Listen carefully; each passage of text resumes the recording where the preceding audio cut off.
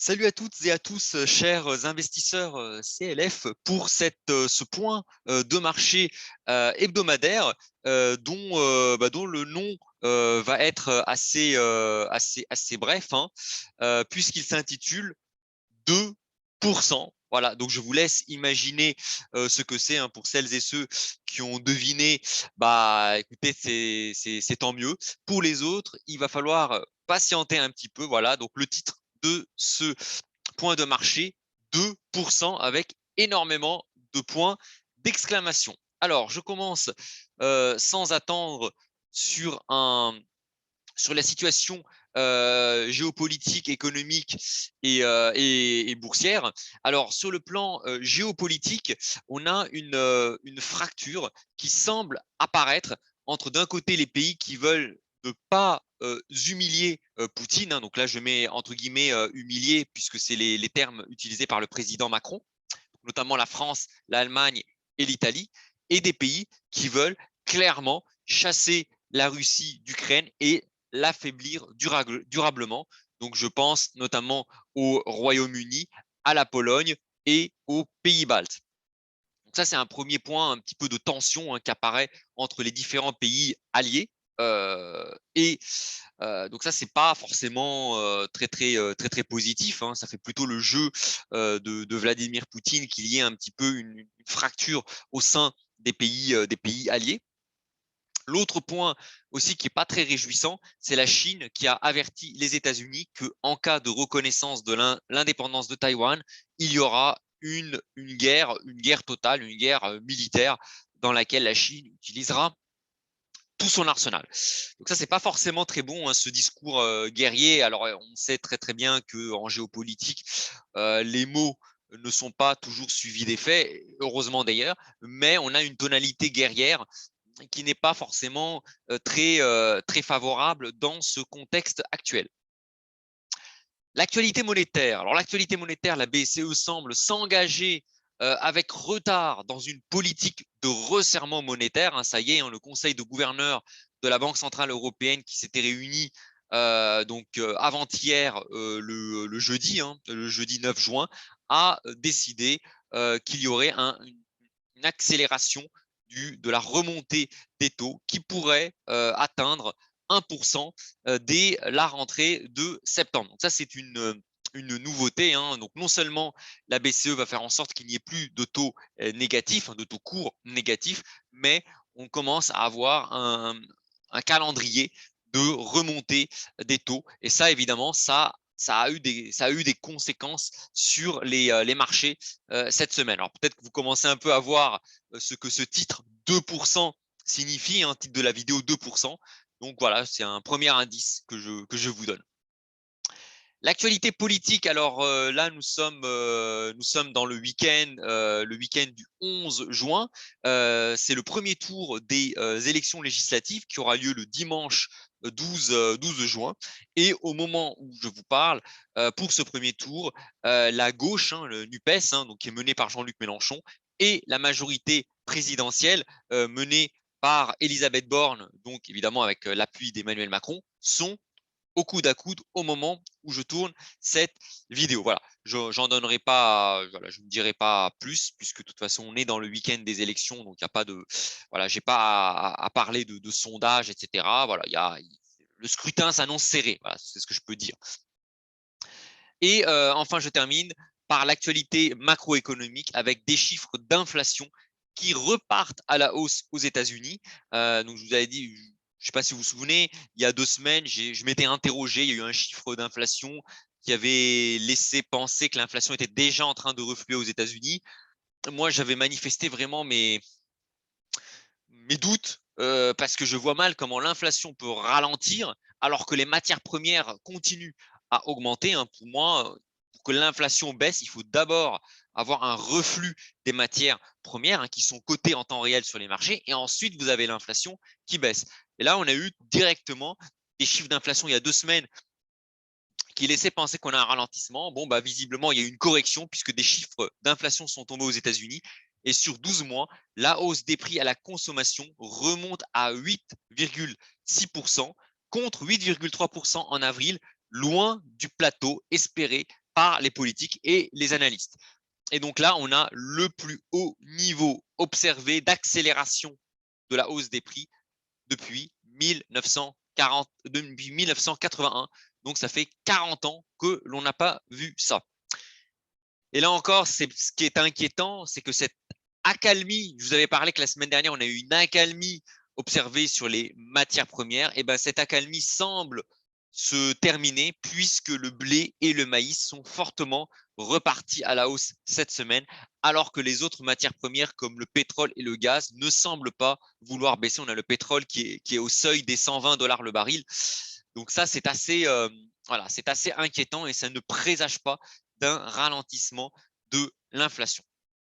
Je ne sais pas si au moment où, de cette vidéo, vous savez ce terme 2%, ce que ça signifie. Donc, si vous ne le savez pas, eh ben, on va le découvrir ensemble. Je vais vous le montrer. Alors, on va attaquer le premier marché qui est le marché des taux d'intérêt, des obligations. Donc là, vous commencez à voir un peu où je vais en venir. Avec une nouvelle poussée de fièvre du taux 10 ans français qui dépasse le seuil des 2%. Ça y est, le taux français 10 ans, donc qui est la base, qui constitue le niveau de référence de tous les emprunts de long terme, le taux français 10 ans dépasse le seuil de 2%. Et ça pourrait avoir des conséquences assez énormes sur l'économie française, bon, l'économie européenne, hein, parce que tous les taux sont en train de monter, mais également sur l'ensemble des classes d'actifs. Donc là, je vous copie, hein, je n'ai pas inventé, hein, un article de Cercle Finance qui est très, très intéressant, donc qui décrit un petit peu ce qui s'est passé sur les marchés obligataires. Bon, je vais vous le lire, hein, il n'y a pas là-dessus, il n'y a pas de voilà d'invention de ma part, hein. Donc les 4 séances furent éprouvantes et la dernière séance, donc celle qui a eu lieu jeudi, vendredi, a été tout simplement atroce avec une capitulation sur les dettes souveraines, notamment le sud de l'Europe, avec des taux italiens qui s'envolent littéralement en direction des 4%. Donc ça, c'est assez inquiétant. L'Italie qui a une très, très grosse dette, hein, qui a un ratio dette sur PIB qui est un des plus élevés de la zone euro. Alors, je vous l'ai dit, ce ratio ne veut pas dire grand-chose a priori. Par contre, si vous associez un ratio dette sur PIB très élevé avec des taux qui eux-mêmes continuent à monter, là, c'est inquiétant. Donc, on a des taux italiens qui vont vers 4%. Des taux espagnols qui ont pris 14 points de base et qui sont à 2,76%. Donc là, on a des niveaux qui sont quand même très élevés, hein. Je rappelle qu'ils étaient à 0,35% à la fin de l'année 2021. Donc, on a vraiment là une flambée des taux obligataires. Donc, après 8 séances d'effritement lent, on a eu des taux, enfin, des portefeuilles obligataires qui se sont dégradés, donc des taux qui ont augmenté. Là, la tendance s'est accélérée, s'est dégradée suite à la réunion du Conseil des gouverneurs de la BCE qui a clairement évoqué la possibilité d'une hausse des taux de 50 points de base dès le mois de septembre. Et donc, évidemment, en France, la situation n'est pas non plus reluisante puisque les OAT, hein, donc qui constitue la référence des taux français, des taux 10 ans français, affichent une 10e séance consécutive de repli, donc une 10e séance de hausse pour les taux, donc de repli sur la valorisation des portefeuilles obligataires.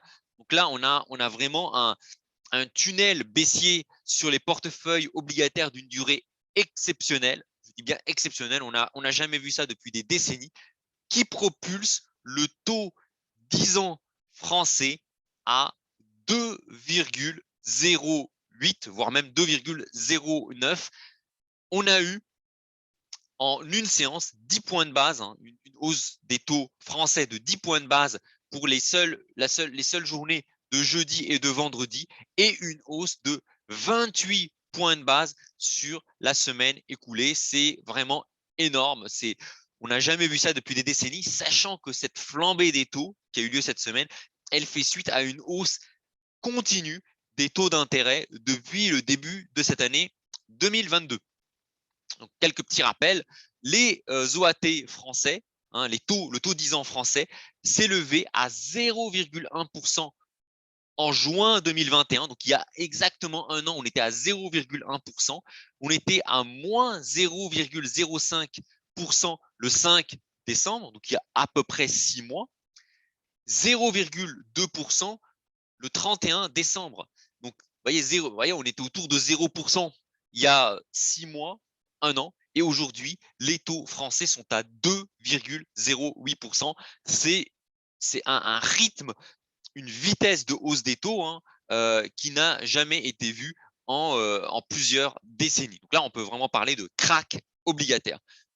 Alors, cette hausse n'épargne pas non plus l'Allemagne, qui est quand même le bon élève de la zone euro. Les Bund, le taux allemand 10 ans, donc les Bund grimpent de 7,5 points de base à 1,51%, 24 points de base de hausse en une semaine. Donc là, c'est encore, voilà, c'est vraiment, c'est énorme. Et les taux italiens qui se rapprochent des 4%, ils sont aujourd'hui à 3,85%. Et donc évidemment, conséquence de cela, la Bundesbank, donc la Banque nationale d'Allemagne, abaisse fortement sa prévision de croissance de 4,2% à plus 1,9% et double son anticipation d'inflation de 3,6% à 7,1%. Donc voilà, là c'est vraiment là c'est la source, la Bundesbank qui double ses prévisions d'inflation pour cette année et qui divise par deux ses perspectives de croissance. C'est clairement la situation de stagflation. Donc le tableau obligataire n'est pas plus réjouissant outre-Atlantique, où les taux de 2 à 5 ans se tendent spectaculairement, avec justement la publication du CPI, une inflation à 8,6% en rythme annuel. Alors, les taux 10 ans américains, ce qu'on appelle les treasuries, les T-bonds, se dégradent de 13 points de base à 3,17%. Donc, ça y est, on a les taux américains qui tangentaient les 3%, ont maintenant cassé clairement ce seuil des 3%. Mais ce qui frappe les esprits, c'est le taux 1 an américain, le taux 1 an, donc le taux court américain, qui a pris 21 points de base à 2,51%. Le taux 2 ans qui a aussi pris 21 points de base à 3,02%. Et le 5 ans qui a pris 18,5 points de base à 3,23%. Donc là, on a en plus une inversion de la courbe des taux qui reste d'actualité, puisque le 5 ans et le 7 ans sont loin devant le 10 ans et le 20 ans. Donc là, on commence à avoir vraiment une inversion de courbe des taux, et ça peut préfigurer d'une récession dans les 6 à 18 mois à venir. Donc là, on a aussi effectivement le CPI qui retentit comme un énorme coup de tonnerre dans un ciel déjà très orageux, avec l'inflation américaine qui s'envole de plus 1% juste pour le mois de mai. Donc vous vous rendez compte, en un mois, les prix ont pris 1%. C'est énorme parce que si vous faites ça sur 12 mois, 1% par mois, ça fait plus de 12% par an de hausse des prix. Donc évidemment, la hausse des prix à la consommation aux États-Unis s'avère bien plus forte qu'anticipée et ressort à 8,6% en rythme annuel. Donc là, je rappelle, un des plus hauts niveaux depuis décembre 1981. Et là, on voit que cette inflation commence comme un poison, à se distiller dans toutes les franges de l'économie. Donc il n'y a plus que les prix de l'énergie. On a maintenant les loyers qui commencent à augmenter, les bailleurs qui commencent à impacter cette inflation sur les locataires. On a les billets d'avion aussi qui connaissent une flambée. Et donc ça évidemment, c'est pas du tout bon parce qu'on a vraiment une propagation de l'inflation à tous les compartiments de l'économie. Alors, le département du travail qui compile le CPI précise qu'en données corps, donc hors énergie et produits alimentaires, donc deux catégories qui sont volatiles, l'inflation américaine s'établit à plus 0,6% le mois dernier, soit 6% en rythme annualisé. Donc là c'est c'est très inquiétant parce que même quand on enlève effectivement les choses volatiles, hein, comme le pétrole, comme les matières premières alimentaires, on a une inflation corps non volatile qui est à 6,2% en avril. Évidemment, pour ne rien arranger, la confiance des ménages américains s'effondre de 8,2 points à 50,2. Voilà. Donc là, évidemment, on a là encore toutes les parce que la confiance des ménages, elle est très importante, notamment sur la consommation des ménages, qui est un des piliers de la croissance économique. Hein. Je rappelle, hein, les deux gros piliers de la croissance économique d'un pays, vous avez la consommation des ménages et l'investissement des entreprises. Et là, clairement, on a un premier pilier, la consommation des ménages, qui vraiment commence à ralentir très, très sérieusement, ce qui peut préfigurer d'un atterrissage brutal de l'économie. Donc, inflation soutenue qui se propage à l'ensemble des compartiments de l'économie et ralentissement anticipé de l'économie avec ces statistiques plus l'inversion de la courbe des taux, on a les ingrédients de la stagflation. Donc voilà un petit peu sur ce point, hein, sur les taux. Hein. Donc je vous rappelle un petit peu les taux français. Alors ça, c'est le 12 ans français qui est à 2,17%. Donc on a vraiment toute la courbe des taux française qui part vers le haut. Ça, c'est assez, vous voyez, je vous mets sur un an. Ces derniers mois, c'est impressionnant, une envolée, une montée des taux quasiment sans souffle. Et quand on regarde depuis 2011, hein, depuis plus de 10 ans, on a des taux français qui ont dépassé le niveau où ils étaient en 2014. Voilà, donc c'est assez inquiétant. Et là, je vous mets hein, les taux américains qui dépassent les 3%. Il y a un petit retard là-dessus, mais on est maintenant à 3,17% sur les taux américains. Donc ça, c'est quand même assez inquiétant. Alors, voyons un peu ce qui se passe du côté des spreads de crédit. Alors, je vous ai mis un spread un peu de référence pour nous, Français, qui nous intéresse. C'est le spread entre la France et l'Allemagne. Et là encore, on a un spread franco-allemand entre la France et l'Allemagne qui repart à la hausse à 57,2 points de base. Alors, on n'a pas une explosion pour le moment. Les investisseurs ne manifestent pas une défiance vis-à-vis de la dette française, de la qualité de crédit de l'État français, puisqu'on est à 57,2, on se maintient avec l'Allemagne. Par contre, on a le mouvement de hausse des taux en fait qu'on observe sur les OAT. En fait, c'est un mouvement général de hausse des taux que l'on observe partout dans les principaux pays de la planète.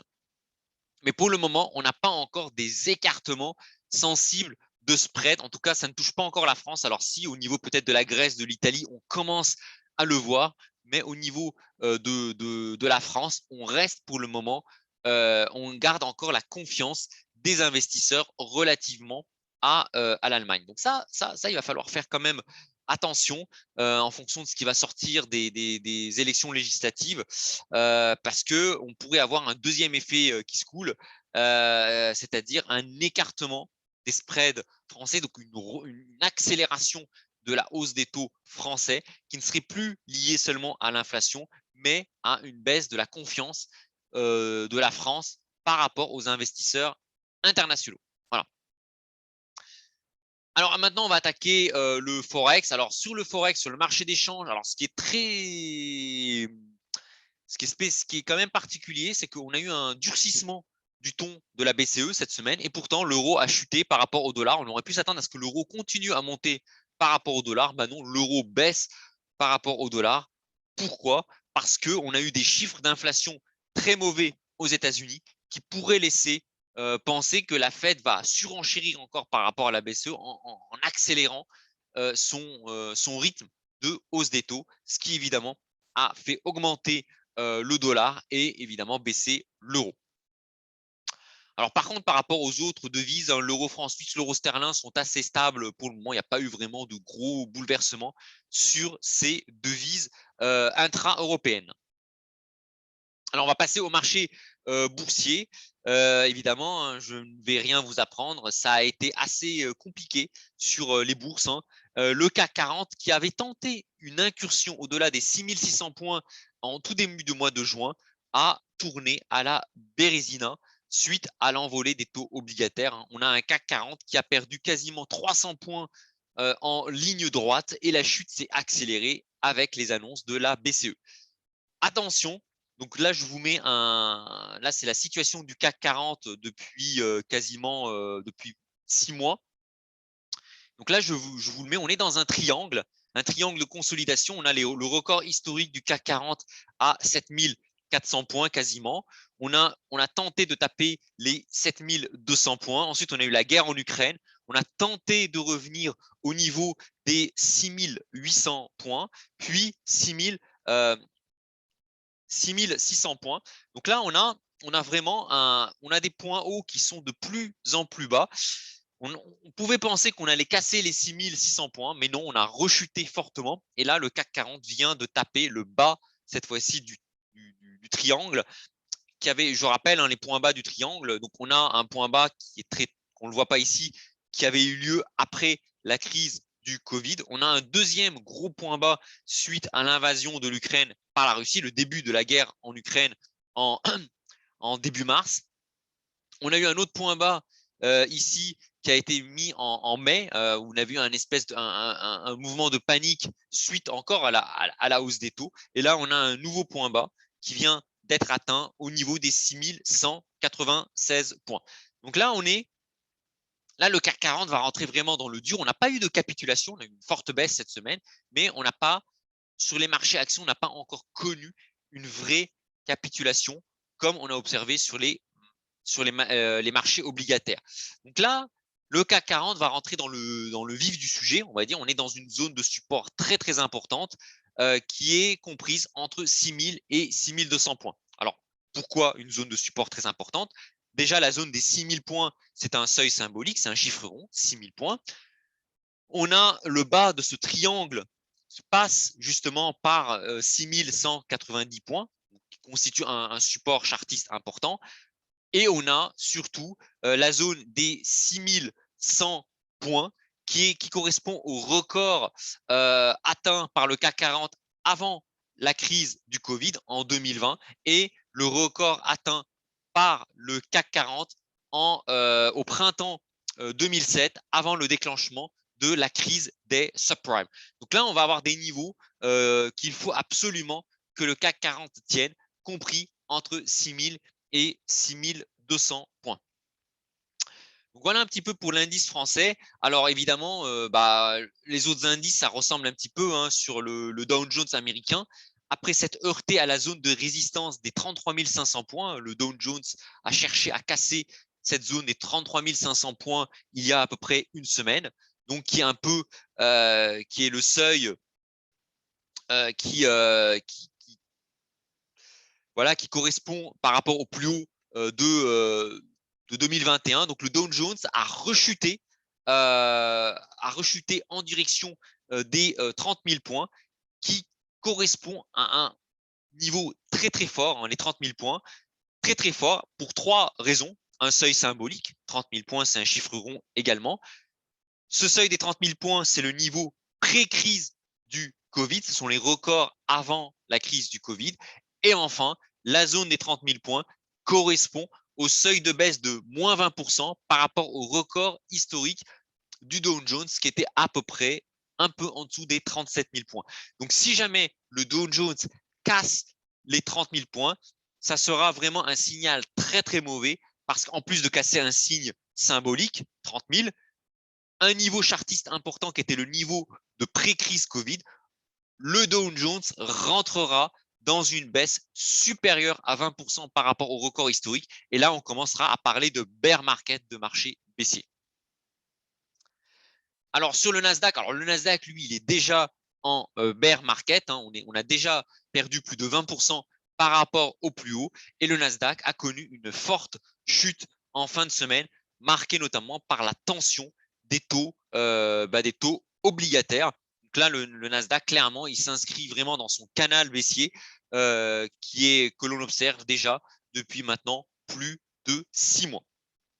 Je rappelle, le Nasdaq est très très sensible au taux d'intérêt. Pourquoi?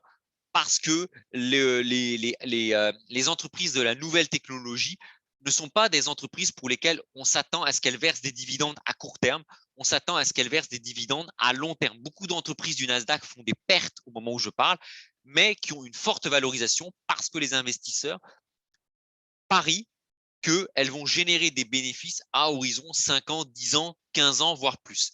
Or, plus les taux augmentent et plus la décote que vous allez appliquer aux bénéfices à long terme sera importante. Et donc, c'est pour ça que le Nasdaq est plus sensible à la hausse des taux que ne l'est le Dow Jones ou le CAC 40.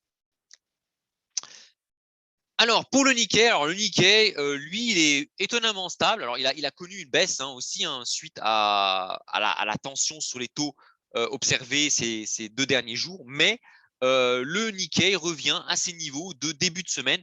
Donc, le Nikkei, finalement, fait office de résilience. Alors, pourquoi? Parce que la Banque du Japon n'a pas annoncé de calendrier aussi de resserrement des taux d'intérêt au Japon. Donc, ce qui explique pourquoi le Nikkei semble résister au mouvement un peu morose qu'on observe sur les marchés.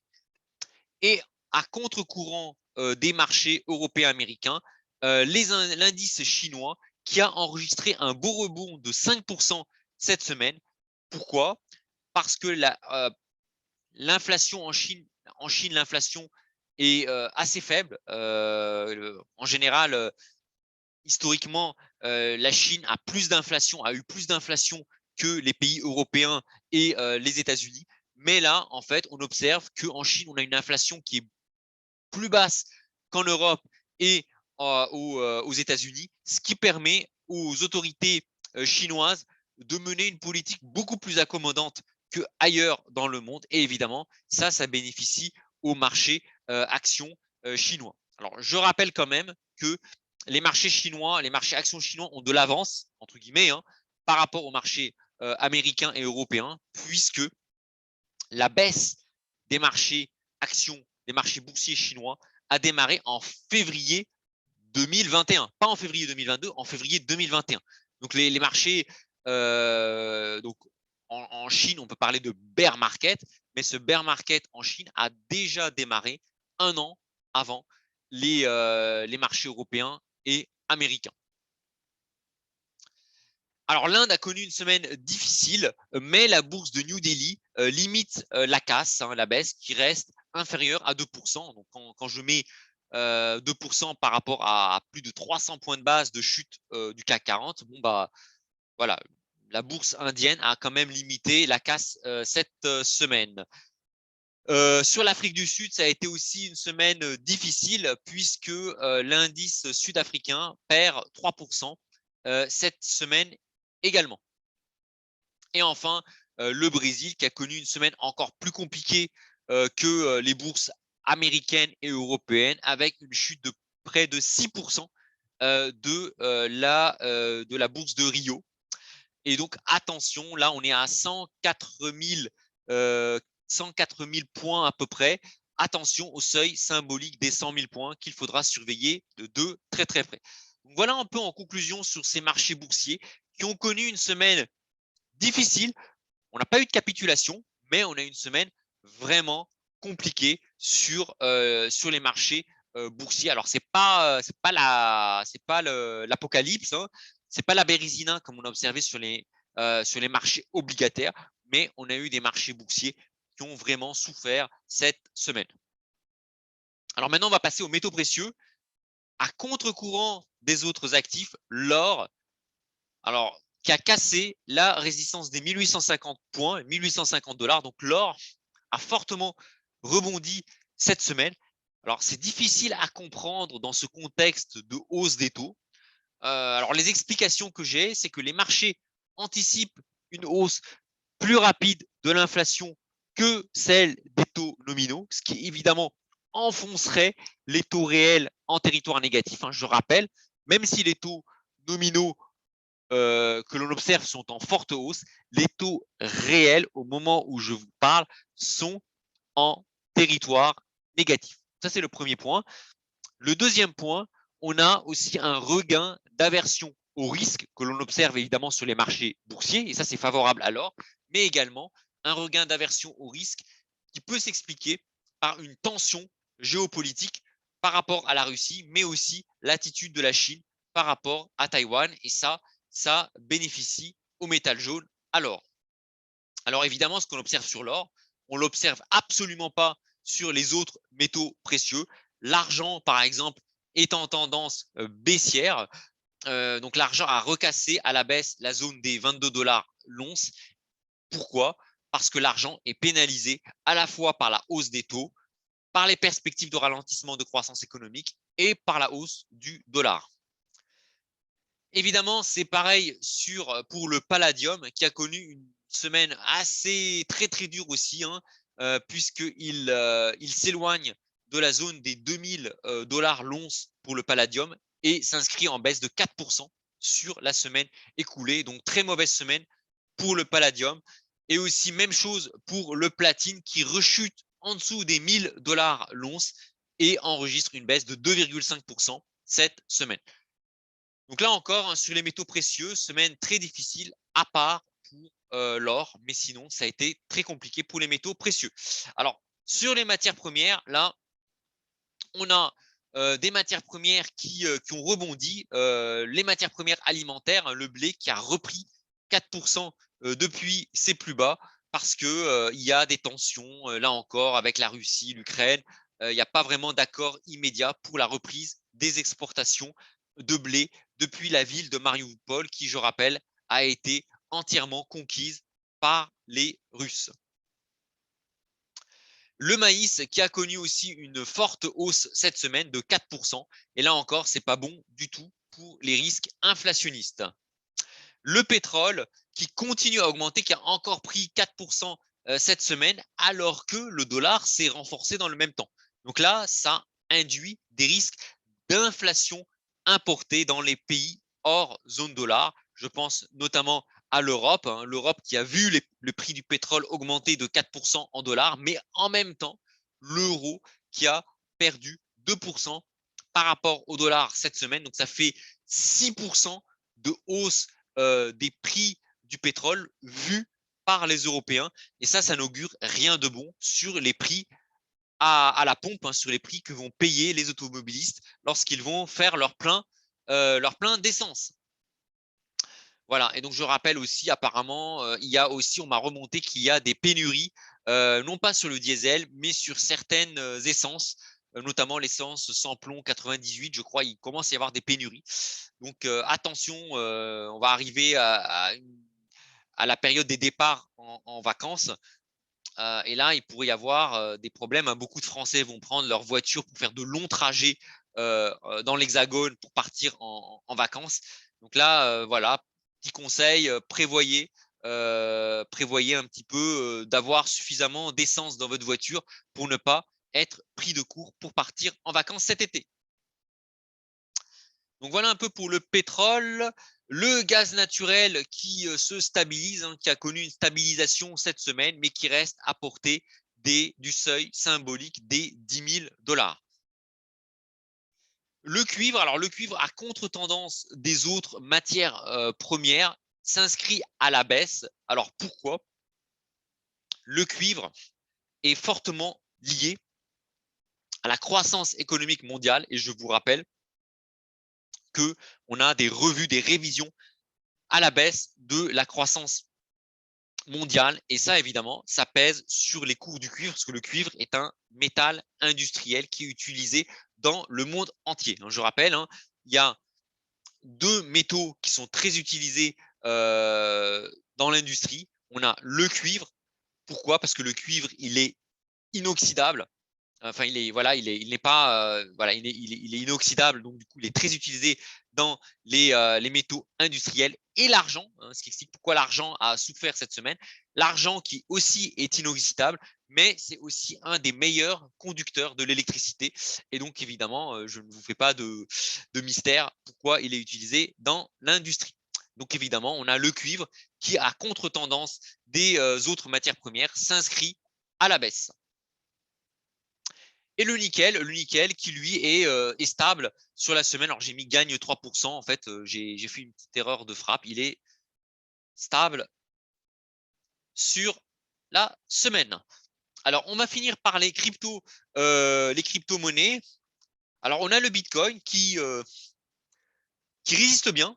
J'avoue qu'il résiste bien hein, quand on regarde la tempête qui a lieu sur les marchés. Quand on voit Christine Lagarde qui a eu des mots très très durs il y a 10 jours sur le Bitcoin, sur les cryptos en général, en disant que les cryptos, c'est clairement pas des actifs, à part entière. Donc elle a eu des mots très virulents vis-à-vis des cryptos. On aurait pu s'attendre à ce que les cryptos baissent. Enfin, le Bitcoin, lui, en tout cas, n'a pas baissé. On est toujours aux prises avec le seuil des 30 000 dollars le Bitcoin. Par contre, attention, on est quand même à 29 000 dollars le Bitcoin. Alors, le Bitcoin, quand je dis qu'il ne s'est pas effondré, il a quand même perdu 2%, mais enfin, 2% de baisse sur une semaine pour les cryptos, enfin, c'est rien du tout, hein, c'est stable. Attention quand même, si on casse, si on s'éloigne, si on commence à s'éloigner des 30 000 dollars, hein, si on commence à casser les 29 000 puis les 28 000 dollars le Bitcoin, on pourrait très très vite rejoindre la zone des 20 000 dollars le Bitcoin. Donc pour le moment, le Bitcoin fait preuve d'étonnante stabilité, mais attention à l'effet retard. D'autant plus que sur l'Ethereum, alors là ça craque complètement. L'Ethereum a s'est complètement effondré cette semaine puisqu'il perd 20%. Je ne sais pas si vous vous rappelez, hein, je parlais de deux seuils importants, 30 000 dollars pour le Bitcoin, 2 000 dollars pour l'Ethereum. Là, on voit clairement que l'Ethereum s'est littéralement écroulé parce qu'on est à 1617 dollars l'Ethereum. Donc là, pour le coup, on est vraiment à 20% en dessous du support des 30 000, des 3 000 dollars, pardon, l'Ethereum. Donc là, on voit, on s'est clairement effondré par rapport au niveau des 3 000 dollars.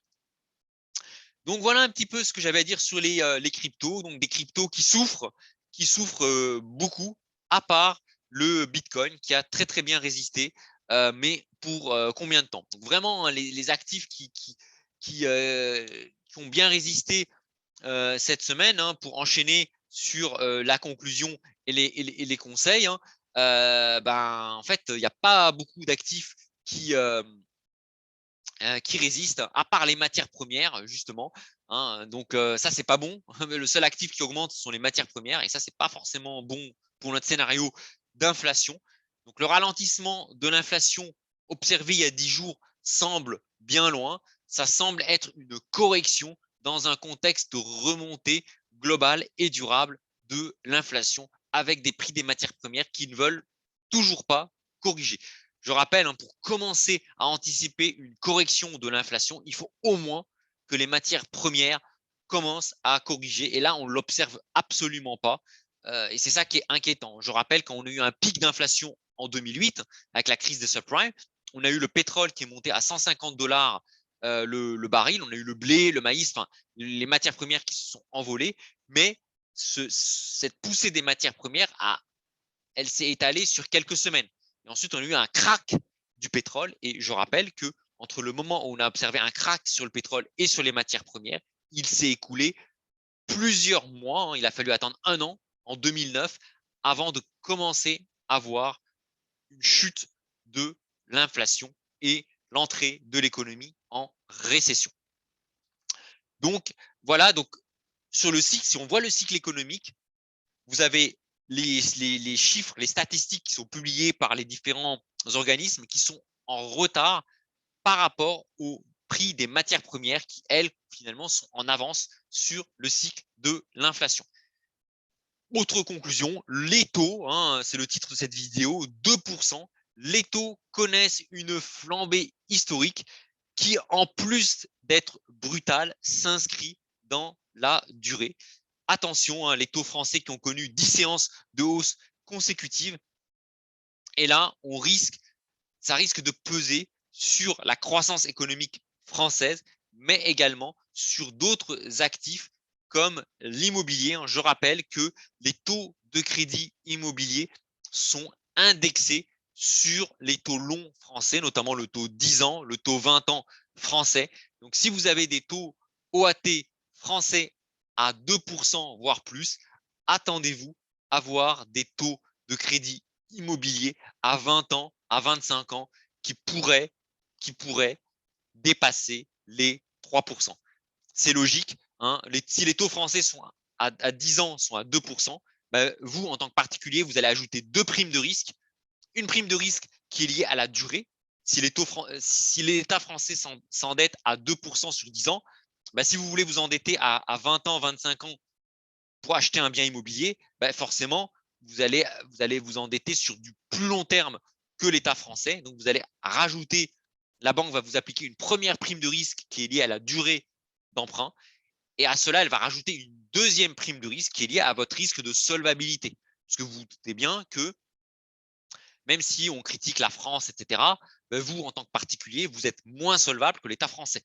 L'État français, il peut lever des impôts, il peut activer tout un tas de lois pour bloquer les comptes, etc., pour éviter d'être en défaut. Vous, en tant que personne physique, si vous perdez votre emploi, etc., vous êtes beaucoup moins solvable que l'État français. La banque va appliquer une deuxième prime de risque qui est liée à votre solvabilité. Donc, attendez-vous, si jamais les taux français ne refluent pas, si les taux français continuent à se maintenir au-dessus des 2%, attendez-vous pour que vous, en tant que particulier, si vous faites un crédit immobilier, que votre taux que la banque vous appliquera atteigne les 3% sur 20 ans sur 20 ou sur 25 ans. Et ça, évidemment, c'est très dangereux cette fois-ci pour les prix de l'immobilier. On peut réellement maintenant avoir un crack immobilier. Et je ne dis pas ça par gaieté de cœur. Hein. Moi, enfin voilà, avec ma femme, on a notre maison, on a 2 appartements en location. Donc un crack immobilier, c'est pas voilà, je ne prêche pas pour ma paroisse. Moi, je suis pas là pour vendre des choses. Hein. Moi, je vous explique un petit peu la situation de l'économie. Il y a un risque aujourd'hui, au moment où je vous parle, d'avoir un vrai crack immobilier. Alors, ça ne veut pas dire que vous allez être ruiné, etc. Mais si vous voulez acheter la pierre, acheter de l'immobilier, visez le long terme. Ne cherchez pas à faire la culbute. Vous achetez un bien pour y vivre, pour loger votre famille. Très bien. De toute façon, voilà, que l'immobilier perde 5, 10, 15%. Bon, de toute façon, si vous achetez pas votre bien, vous paierez un loyer. Donc, si c'est pour acheter votre résidence principale, c'est pas forcément négatif.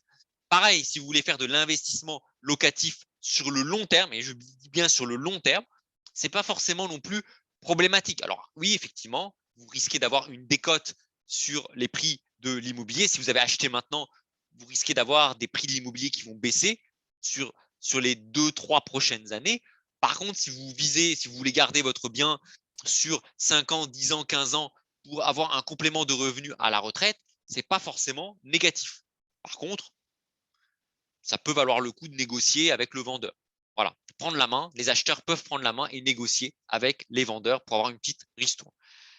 Voilà un petit peu les conclusions un peu sur ces marchés. Donc vraiment, c'est un peu, ça tangue, hein, ça capitule même, ça craque sur les taux, mais ça n'a pas encore capitulé sur les marchés actions. Alors, maintenant, je passe à la deuxième partie de cette vidéo qui sera plus courte sur la partie sur mon portefeuille personnel. Alors, la stratégie. Donc, si on n'a pas encore observé une capitulation sur les marchés actions, celle-ci a bien eu lieu sur les marchés obligataires. Et pour moi, les marchés obligataires qui sont en train de connaître leur pire période depuis des décennies, pour moi, restent en avance sur le cycle. C'est-à-dire qu'il paraît difficile d'envisager un crack obligataire sans que ça n'ait un impact sur l'immobilier et les actifs risqués.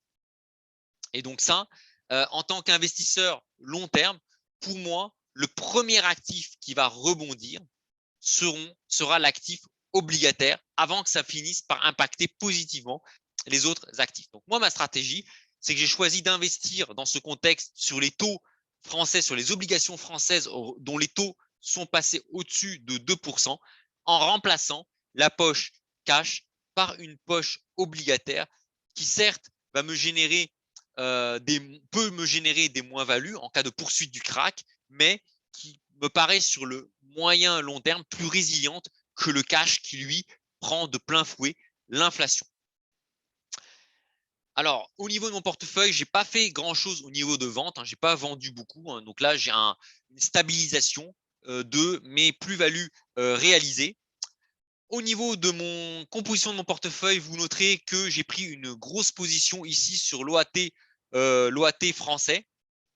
Donc j'ai acheté pour 28 000, à peu près 28 000 euros des obligations françaises. Donc du coup, bah là, j'ai plus de cash disponible dans mon portefeuille. J'ai remplacé la poche cash par de l'obligataire. Donc là, vous voyez hein, la poche violette hein, qui correspond au cash, il n'y en a plus. Et elle est remplacée par une poche en bleu qui est l'actif obligataire.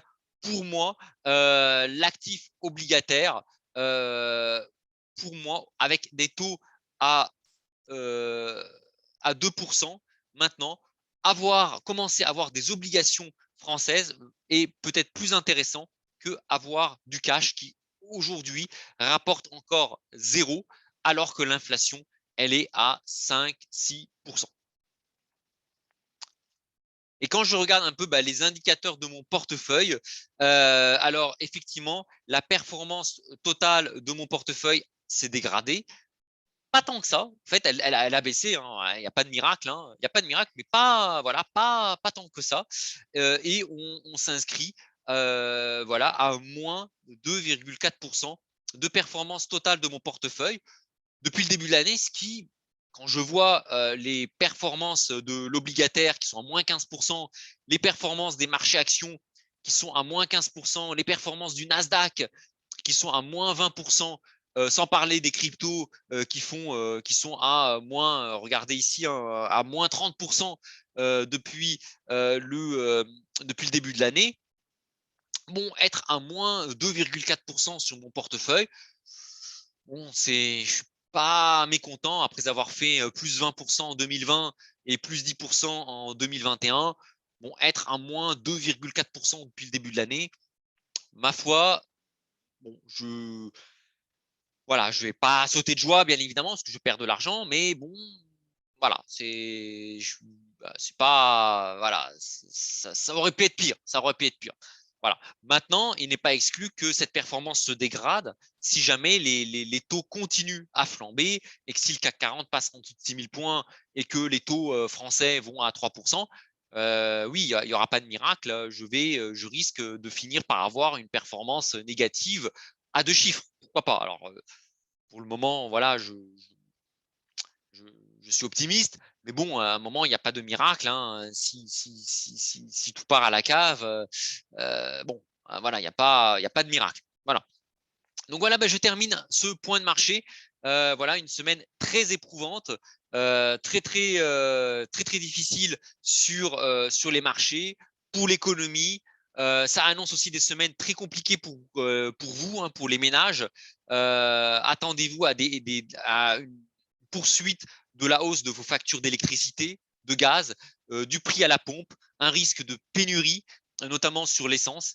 Donc ça va être des semaines assez compliquées pour les ménages, pour les consommateurs, mais également pour les investisseurs, parce que je pense qu'on risque d'avoir, pour le moment, on n'a pas encore vu, je pense, le gros des baisses sur les marchés actions et sur les cryptos et sur certaines matières premières.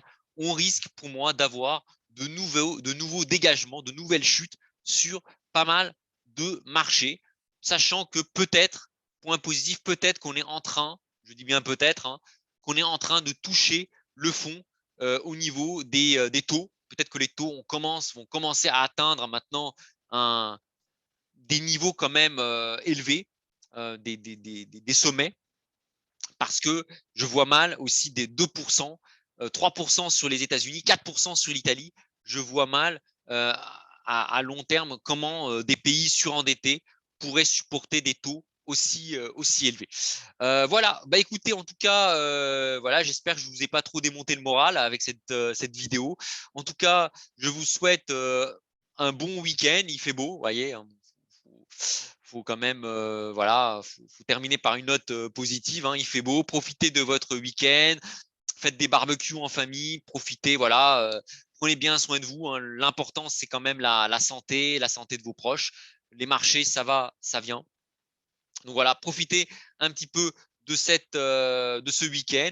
Prenez bien soin de vous. Et moi, j'espère vous retrouver pour une nouvelle vidéo dans une semaine, hein, dans le vendredi ou le samedi prochain, pour un nouveau point de marché. D'ici là, prenez bien soin de vous et je vous dis à très bientôt. Salut tout le monde.